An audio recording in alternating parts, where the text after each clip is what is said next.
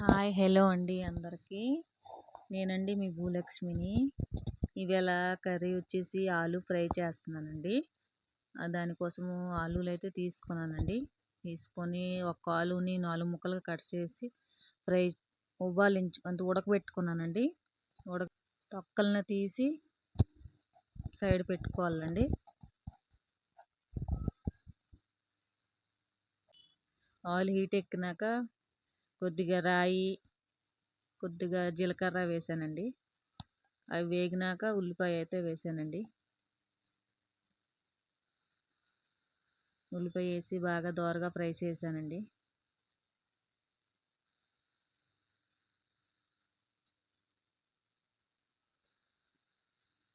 Fry అయినాక అందులో ఒక టమాటర్ అయితే నేను వేసానండి.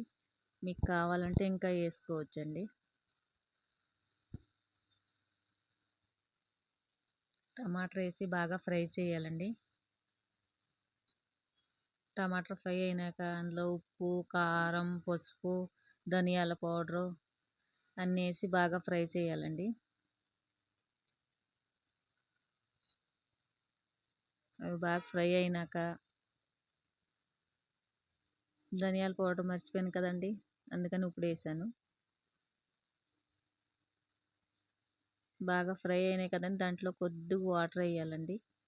కొద్దిగా వాటర్ వేసినాక బాగా కలవబెట్టాలండి.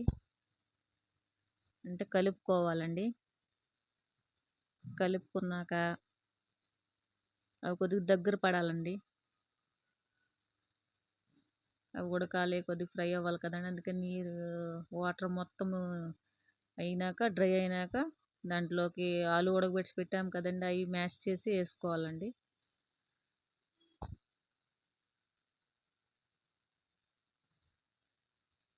వేసుకొని ఫ్రై చేసుకోవాలండి.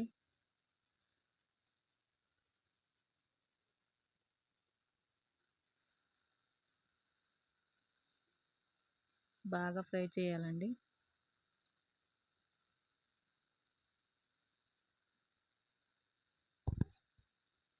బాగా ఫ్రై అయినాక అందులో ధనియా వేయాలండి. ధనియా పత్తా వేసి బాగా కలవబెట్టాలండి. కలుపుకోవాలండి. బాగా కలిపేసి అయిపోయిందండి. Tasty curry is ready. Serve చేస్తున్నానండి. ఒక బౌల్లో తీసుకున్నానండి. తీసుకొని అందులో కొద్దిగా పైనుంచి గార్నిష్ చేసుకోవాలండి ధనియాతో. నచ్చితే ఇంట్లో చేసుకోండి. ఓకేనా ఫ్రెండ్స్? Bye friends.